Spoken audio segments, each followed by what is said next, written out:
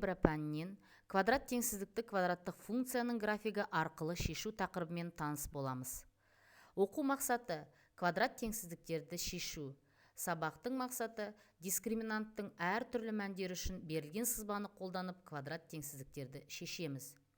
Негізі балалар, квадрат теңсіздікті шешудің екі әдісі бар. Бірінші, бұл квадраттық функцияның графигі арқылы шешу, және екіншісі интервалдар әдісімен шешу. Интервалдар әдісімен шешуді келесі сабақтарда қарастырамыз.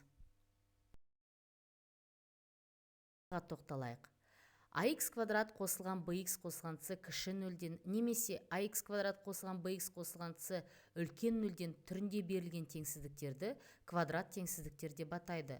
Мұндағы x айнымалы, ал a, b, c бұл сандар. a нөлге тең болмау керек. Кейбір жағдайда балалар a-ны үлкен коэффициент деп атайды. Квадрат теңсіздіктер өздерін көріп тұрғандай қатаң теңсіздікпен немесе қатаң емес теңсіздіктермен де берілуі мүмкін. Шешу төмендегі қасиеттер бойынша орындалады. Егер квадрат теңсіздіктің үлкен коэффициенті нөлден үлкен болса, яғни a нөлден үлкен болған жағдайда, дискриминант кіші нөлден болса, берілген теңсіздік, яғни ax квадрат қосылған bx қосылған c үлкен нөлден болса, минус шексіздіктен плюс шексіздікке дейінгі мәндерді қабылдайды. ax квадрат қосылған bx қосылған c үлкен немесе тең нөл болғанда, оның да шешімі минус шексіздіктен плюс шексіздікке дейін. Ал егер ax квадрат қосылған bx қосылған c кіші нөлден болса, оның шешімі болмайды. Және де ax квадрат қосылған bx қосылған c кіші немесе тең нөл болса, оның да шешімі болмайды. Енді дискриминант нөлге тең болған жағдайда қандай қасиеттер орындалатынын атап кетейік. ax квадрат қосылған bx қосылған c үлкен нөлден болса, минус шексіздіктен x1-ге дейін, x1-ден плюс шексіздікке дейінгі мәндерді қабылдайды. ax квадрат қосылған bx қосылған c үлкен немесе тең нөл болса, оның шешімі минус шексіздіктен плюс шексіздікке дейін болады. ax квадрат қосылған bx қосылған c кіші нөлден болса, шешімі болмайды. Ал ax квадрат қосылған bx қосылған c кіші немесе тең нөл болғанда, оның бірақ шешімі болады. Дискриминант нөлден үлкен болған жағдайда қандай мәндерді қабылдайды? Берілген теңсіздігіміз үлкен нөлден болса, минус шексіздіктен x1-ге дейін, x2-ден плюс шексіздікке дейін. Егер квадрат теңсіздігіміз үлкен немесе тең нөлден болса, оның шешімі минус шексіздіктен x1-ге дейін, x2-ден плюс шексіздікке дейін болады. Берілген теңсіздігіміз кіші нөлден болған жағдайда x1 мен x2-нің мәндерін қабылдайды. Және кіші немесе тең нөл болғанда x1 мен x2-нің мәндерін қабылдайды. Балалар, сендер назар аударсаңдар, мұнда x1 мен x2-нің жақшалары кейбір жағдайларда дөңгелек жақша, кейбір жағдайларда тік жақшамен беріліп тұр. Өздеріңе таныс, яғни егер теңсіздігіміз қатаң теңсіздік болса, оның жақшалары дөңгелек болады. Яғни x1-лер x2-нің жауаптары жауапқа кірмейді дегенді білдіреді. Ал егер де қатаң емес теңсіздік болса, x1 мен x2-нің жақшалары тік жақшаға алынып жазылады. Бұл деген сөз оның мәндері, яғни жауаптары шешімге кіреді дегенді білдіреді. Шешу алгоритмі төменгі 4 жағдаймен қарастырылады. Яғни, біріншісі, ax квадрат қосылған bx қосылған c квадрат үшмүшеліктің түбірлерін табу керек, немесе жоқ екенін анықтаймыз.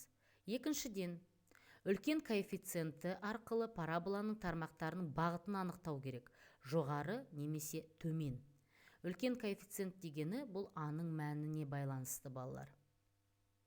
Үшінші, графиктің сұлбасын салу және ойық осымен қиылысу нүктелерін белгілеу, егер де бар болса. График арқылы теңсіздіктің жауабын анықтаймыз. Балалар, параболаның тармақтары жоғары немесе төмен бағытталуы, оның барлығы a-ның мәніне байланысты. Егер де квадрат теңсіздік берілген кезде a-ның мәні оң санмен берілсе, тармақтар жоғары бағытталып салынады. Ал егер де a-ның мәні минус санмен берілсе, яғни кіші нөлден болса, онда тармақтар төмен бағытталады. Мысалды қарастырайық. Суретте квадраттық функция графигінің сұлбасы беріп тұр. Осы суретті пайдаланып 2х квадрат азайтылған 9х қосылған 9 үлкен 0 теңсіздігін шешу керекпіз. Балалар, OX осында парабола жоғары бағытталып тұр. Бұл дұрыс әрине. Себебі x квадраттың алдында тұрған үлкен коэффициентіміз, яғни a-ның мәні плюс сан, яғни плюс 2, 0-ден үлкен, сондықтан тармақтар жоғары бағытталған. Және де 1,5 пен 3 бұл қандай сандар? Бұл квадрат теңсіздіктің түбірлері. Енді тексеріп көрейік. Квадрат теңсіздікті шешу үшін әрине дискриминант формуласы қолданылады. Сонда дискриминант тең 81 азайтылған 4 көбейту 2 көбейтілген 9 тең 81-ден 72-ні азайтқанда дискриминантымыз 9-ға тең. Енді x1 мен x2 түбірлерін табуға көшейік. x1 тең 9-ды қосамыз түбір астында дискриминанттың мәнін, бөлеміз 2 көбейту 2-ке, сонда 9-ды 3-ке қосып 4-ке бөлеміз, мәні 3-ке тең. Бұл бірінші түбірдің мәні. Енді екінші түбірді табайық. 9-дан азайтамыз түбір астында дискриминантты, бөлеміз 2 көбейту 2-ке, сонда 9-дан 3-ті азайтып 4-ке бөлеміз. Жауабы 2-ден 3, немесе 1,5. Міне, OX осінде шынымен де белгіленген 1,5 пен 3 сандары беріліп тұр. Енді балалар, бұл параболаның OX осында орналасқан нүктелерін белгілеу керекпіз. Нүктелер ашық нүкте. Неге ашық нүкте? Себебі теңсіздігіміз қатаң теңсіздік. Қатаң теңсіздік болғанда ашық нүктелермен беріледі. Енді шешімдерін, яғни аралықтарын жазу керекпіз. Жоғарыда көрсетіп кеткендей, егерде дискриминант 0-ден үлкен болғанда және квадрат теңсіздігіміз 0-ден үлкен болған жағдайда, бізде параболаның сыртқы аймақтарының жауаптары алынады. Яғни жауабы минус шексіздіктен 1,5-ке дейін, 3-тен плюс шексіздікке дейін. Теңсіздігіміз қатаң теңсіздік болғандықтан дөңгелек жақшаға алынып жазылады. Назар аударыңдар. X квадрат азайтылған 6x қосылған 11 үлкен немесе тең 0 теңсіздігін шешу керекпіз. Ол үшін әдеттегідей дискриминант формуласын қолданамыз. Мына жағдайда балалар дискриминант кіші 0-ден болып шықты. Бірақ аның мәні 0-ден үлкен. Сондықтан қасиеттерді қолдана отырып, OX осінің бойында, яғни жоғарғы жақта параболаның суретін саламыз. Себебі мұнда x1, x2 түбірлері жоқ, жоғарғы жақта орналасады. Және оның шешімі минус шексіздіктен плюс шексіздікке дейін болады. Есеп шығарайық. Бірінші есеп мынандай. Алдарыңда квадрат теңсіздік беріліп тұр. Және оған қатысты дескрипторларды жазылған. Осы дескрипторлар бойынша квадрат теңсіздікті шешейік. Бірінші біз квадрат үшмүшеліктің түбірлерін табу керекпіз. Ол үшін әрине дискриминант формуласын қолданып, квадрат теңсіздіктің түбірлерін табамыз. Міне, x1 мен x2-ның түбірлері 0,2 де минус 2 болады. Енді параболаның сұлбасын салу керек. Параболаның сұлбасын салу үшін әрине OX осін салып, параболаның жоғары немесе төмен бағытталатынын анықтаймыз. Мына жағдайда парабола жоғары бағытталады. Себебі аның мәні оң сан, үлкен 0-ден. Сондықтан параболаның тармақтары жоғары бағытталады. Енді түбірлерінің нүктелерді белгілейік. Нүктелер бізде ашық нүкте болады. Себебі теңсіздігіміз қатаң теңсіздік. Түбірлерінің санын өз суретімен жазамыз, яғни минус 2-ді 0,2. Енді қасиетті есімізге түсірейік. Егер дискриминант 0-ден үлкен болғанда және квадрат теңсіздігіміз кіші 0-ден болса, бізде параболаның ішкі аймақтары алынады. Яғни жауабы минус 2-ден 0,2-ке дейінгі аралық. Жақшалары әрине дөңгелек. Назар аударайық. Мынандай теңсіздік беріп тұр. Минус 5x квадрат кіші 6 азайтылған 11x. Бұл берілген квадрат теңсіздікті төмендегі дескрипторлар бойынша орындаймыз. Бірінші балалар теңсіздікті стандарт түрде жазып алу керек. Міне, минус 5х квадрат қосылған 11х азайтылған 6 кіші нөлден деп жазамыз. Одан кейін осы квадрат үш мүшеліктердің түбірлерін дискриминанттың формуласы арқылы есептейміз. Бірақ балалар, назар аударыңдар, я? Аның мәні минус болып тұр. Сондықтан біз теңсіздікте білеміз. Квадрат теңсіздікті шешу үшін, қарапайым теңсіздікті шешу үшін, егер де x айнымалысының алдында тұратын коэффициентіміз минус болған жағдайда, біз оны минус 1-ге көбейтіп, қарама қарсыға айналдырып алу керекпіз.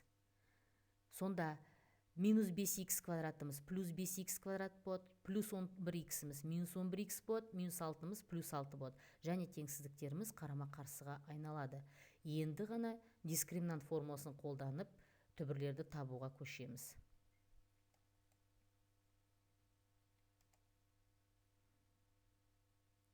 Міне, балалар, дискриминант бізде 1-ге тең болып шықты. x1-дің түбірі 1,2-ге, ал x2-ның түбірі 1-ге тең болды.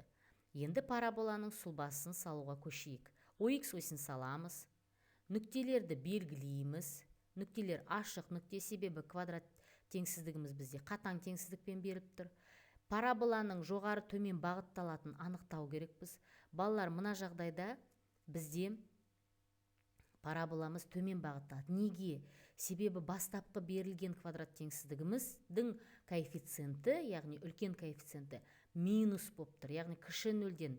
Сондықтан төмен бағытталады. x1, x2 түбірлерін санын жаздық. Таңбаларды анықтадық.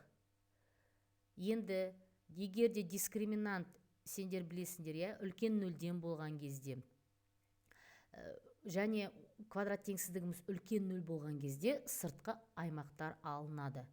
Балалар, мұнда назар аударыңдар. Параболамыз төмен бағытталғанның өзінде де, шешімінде ең соңғы қарама қарсыға айналдырып, квадрат теңсіздікті шешкен теңсіздікке назар аударамыз. Бізде үлкен нөлден болып тұр. Сондықтан параболаның сыртқы аймақтары алынады. Жауабы минус шексіздіктен 1-ге дейін, 1,2-ден плюс шексіздікке дейін. Дөңгелек жақшамен жазамыз. Айтатын болсақ, балалар, міне алдарыңда параболаның сұлбалары беріп тұр. Дискриминант 0-ден үлкен болғанда тармақтар жоғары бағытталады, x1, x2 түбірі болады. Дискриминант 0-ге тең болғанда бірақ шешім болады, яғни x1, және дискриминант кіші 0-ден болғанда яғни x1, x2 түбірлері болмайды, бірақ параболаның сұлбасы координата осінің, яғни жоғары жағында орналасады.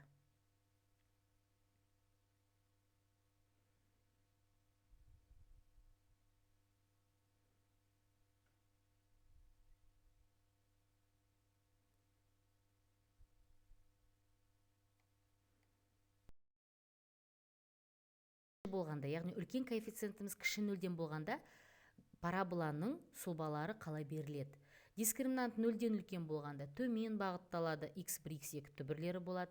Дискриминант 0-ге тең болғанда бірақ шешім болады. Бірақ парабола төмен бағытталады, себебі a-ның мәні 0-ден кіші.